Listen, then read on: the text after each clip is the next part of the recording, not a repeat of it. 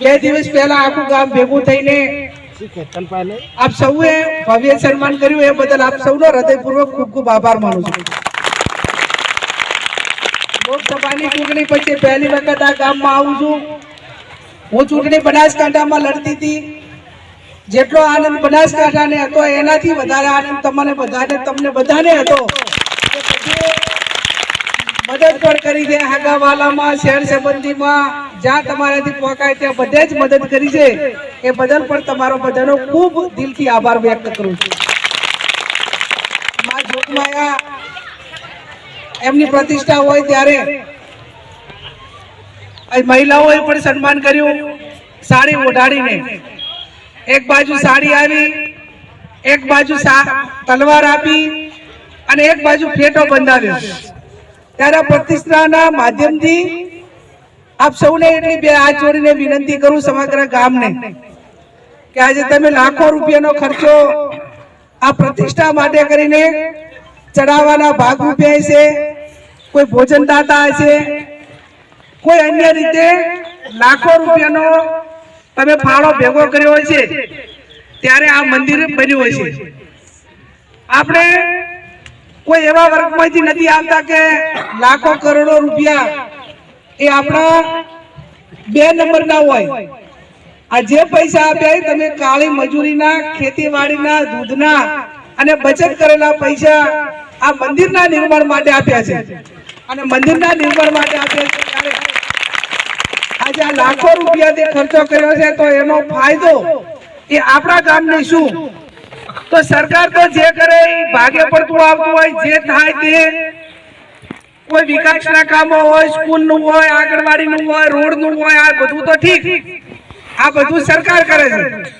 પણ આજે લાખો રૂપિયા આપણે ગામે ભેગા કરીને મંદિર બનાવ્યું છે તો આપણા દેવને આપણે આ ગામ માટે કરીને શું કરી ગઈએ? તો જેટલું આપણા હાથમાં છે એટલું આ ગામ માટે જોગમાયાના નિમિત્તે થાય તો આપણે શું કરી ગઈએ કે આજે 1 તારીખથી કરીને 3 દિવસ આ માતાજીનો પ્રોગ્રામ ચાલવાનો છે। તો આજે આખું ગામ તમામ સમાજો ભેગા કરીને કર્યું છે ને, તમામ ભેગા। તો બીજું કઈ થાય કે ના થાય પણ આ ગામમાં આખો હંપ એક થયો છે, આખું ગામ એક થયું છે। તમામ ભાઈચારાની ભાવના આજે આખા ગામની અંદર દેખાય છે અને ખરેખર આખું ગામ ભેગું થયું છે।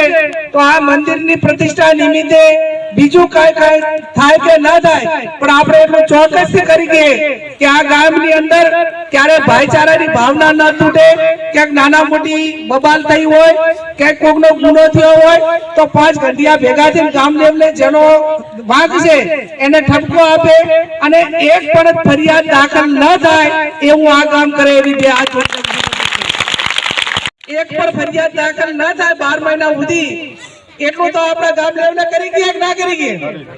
સબકાઈ ગામના હાથમાં, સરકારના હાથમાં નથી।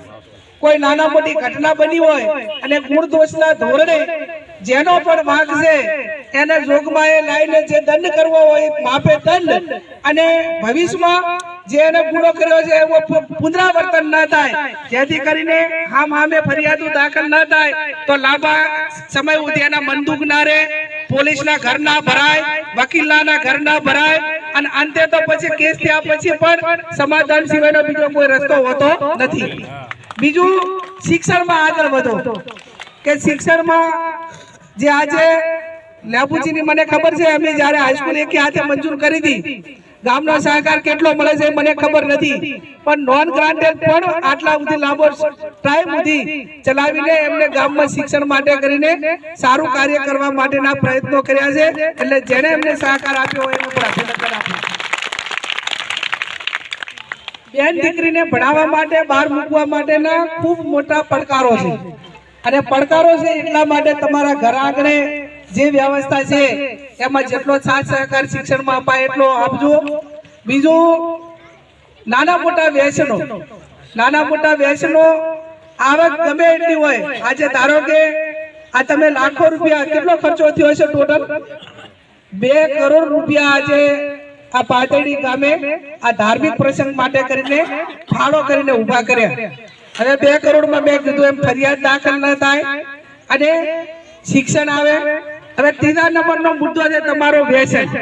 એટલે વ્યસન હું તો એમ માનું છું કે બધાય નહીં હોય, પણ તે 50% 5% હોય તો જ 2 કરોડ ભેગા થાય, ને કે 25-30% હોય 2 કરોડ ભેગા જ ના થાય. પેલા ગામની અંદર એટલો બધો વ્યસનનો ભરડો હોય તો 2 કરોડ ગામમાં હોવા તો હોય ને પાછા. એટલે હું ગામને અભિનંદન આપું છું, પણ 5% જે છે ને એ પણ આ જોગમાયાના ધામમાં પ્રતિષ્ઠાના દિવસે માં જગદંબાના ચરણોમાં ધરી દેજો કે આજ મારા ગામે 2 કરોડ ભેગા કરીને આ માતાજીની પ્રતિષ્ઠા કરી છે. તો આ 2 કરોડથી મોટું કે ગામથી મોટું કે ભયાથી મોટું વ્યસન નથી. આજે આ માં જગદંબા તારા ચરણોમાં અમે ધરી દયા છે, અને ભવિષ્યમાં ક્યારે આ વ્યસન અમને ન વળગે એવી શક્તિ માં જોગમાયા તમને બધાને આપે. જે નાના મોટા હોય એને પણ એટલી વિનંતી કરું છું, આ તબક્કે છોડવા માટેના પ્રયત્નો કરજો. બીજું, આ ધાર્મિક પ્રસંગ હોય એટલે એની હાથે હગાવાલાના બધા આવશે. પૂરેપૂરો કાયદો ને વ્યવસ્થા જળવાય.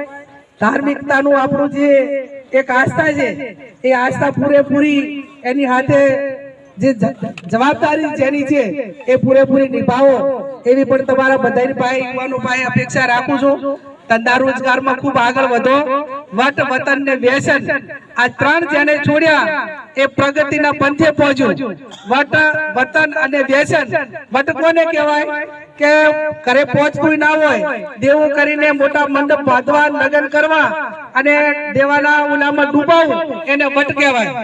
વતન કોને કહેવાય કે કોઈ પણ પ્રકારની વ્યવસ્થાઓ ના હોય, ભણવાની વ્યવસ્થાઓ ના હોય અને ભણવા માટે પણ બહાર ન જવું તો એને એક વતન છોડીને જે બહારથી પણ પગભેર થવા માટેનો પ્રયત્ન કરવો પડે. વ્યસન તો મેં કીધું એ પ્રમાણે કે જેને ઘરે વ્યસન હોય ને એને ઘરે તમે દશા જોજો.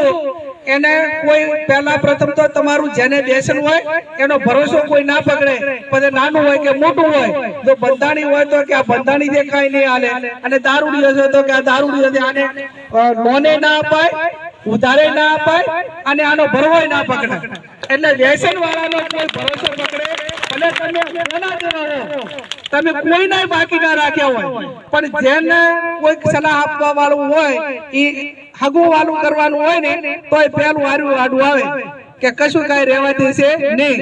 અને પાદડીને તો હું અભિનંદન આપું છું કે ખૂબ હગું વાળું એ હારા ગામોની અંદર પાદડીનું હગું વાળું છે. કોતરવાડાની હગાઈમાં હું પણ આવી હતી. એટલે એક ગામની જે ક્રેડિટ છે એ ક્રેડિટ જે આબરૂ છે, બારે જે તમારી એક નામના છે એ નામના ટકાવી રાખજો એવી પણ તમને બધાને બે હાથ જોડીને વિનંતી. એટલે 3 બાબતનો આભાર માનવાનો છે. 3 બાબતનો જે મારા ઉપર ભાર મૂક્યો છે એ ભાર બેન દીકરીઓને અને ગામની મહિલાઓને વિનંતી કરું કે આજે આખે ગામના આગેવાનો એ ભેગા થઈને આ પાઘડી બંધાવી છે અને કંઢિયાએ એવી ટકોર કરી. આમ તો ગમે સન્માન કરે ને તો પછી હું સ્વીકારી અને સાઈડમાં મેલી દઉં છું, પણ આ કંઢિયાએ એવી વિનંતી કરી કે બેન પાઘડી રાખવાની છે. એટલે આ પાઘડી એ ગેનીબેન ઠાકોરને નથી પહેરાવી, તમને બધાને આ તમારા ભરોસે મને આ પાઘડી પહેરાવી અને મારી પાઘડીની આબરૂ આ પાઘડીને આચર ના આવે એવી મારી બેન દીકરીઓ, મારો ભાઈ હોય, વડીલ હોય, બાપ હોય તો ઊંચું માથું કરીને બજારમાં થરાની કે બાબરની બજારમાં હેડે એવું તમે બધા કરજો એવી બહેનોને મારી બે હાથ જોડીને. એક બાજુ તલવાર આપી છે, તલવારની જરૂર નહીં પડે પણ જ્યાં જરૂર પડે ત્યાં તલવાર એક ક્ષત્રિયનું હથિયાર છે અને અન્યાય સામે લડવા માટેનું. જ્યાં પણ અન્યાય થતો હોય, જ્યાં બેન દીકરીની સલામતી માટેની સવાલ ઉભો થાય, ક્યાં ગાયના રક્ષણ માટેનો સવાલ ઉભો થાય અને ક્યાંક એકદમ અન્યાયી માણસ છે એને કોઈ કહેવા વાળું નથી હોતું પણ અંતે પણ એના માટે હથિયાર લેવા પડતા હોય છે. તો જ્યાં પણ જરૂર પડે ત્યાં મારી બેન દીકરીઓ ક્યાંક હથિયાર લેવામાં પણ તમારા બધાના આશીર્વાદથી પીછેહટ નહીં કરે એની પણ આપ સૌને હું ખાતરી આપું. સાડી આપી છે, સંસ્કૃતિ છે. કોઈ પણ બેન દીકરી જ્યારે મળવા માટે આવે ત્યારે એના કોઈ પ્રસંગ હોય એ પ્રસંગના ભાગરૂપે કઈ ભાડું આપે કે કઈ કપડું લે એ તમારી એક સંસ્કૃતિ ને આપણી બધાની પરંપરા છે. એ જ્યારે એ સાડી મને આપી છે અને સાડી, પાઘડી અને તલવાર આ ત્રણેયનું માન એ પાદરડી ગામ માટે હું વ્યક્તિગત તો રાખીશ, પણ તમામનો જે મારા ઉપર આ ઉપકાર છે એ ઉપકાર જ્યારે જ્યાં જરૂર પડે ત્યાં ચૂકવવામાં ક્યાં બાકીને રાખીએ એની પણ સૌને હું ખાતરી આપું છું. અહીંયા માનતા પણ રાખેલી છે અને માનતા કર્યા પછી પાટણ ભાઈ ચંદનજી બળદેવજી બધા સામાજિક કામ માટે થોડા માટે ભેગા થવાના છે. ત્યાં રાહ જુએ છે અને આજે પછી 8 વાગે ટ્રેન છે. લગભગ હવે 15 દાડા મહિનો એ લોકસભા ચાલવાની છે, એટલે અહીંથી સીધું જ હવે માં જોગમાયાના આશીર્વાદ મારી સાથે અહીંથી હું સીધી દિલ્હી જવાની છું અને તમારા બધાના જે કામો છે એ કામો કરવા માટેની માં જગદંબા જોગણીય માં એ તમને ને અમને બધાને શક્તિ આપે એ શબ્દ સાથે આપ સૌનો ખૂબ ખૂબ હૃદયપૂર્વક આભાર માનું.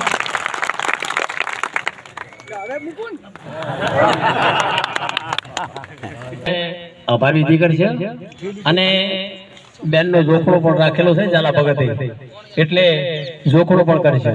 માયાના ધામમાં બેઠા છો, જે બેનનો બોલ રાખજો પાછો.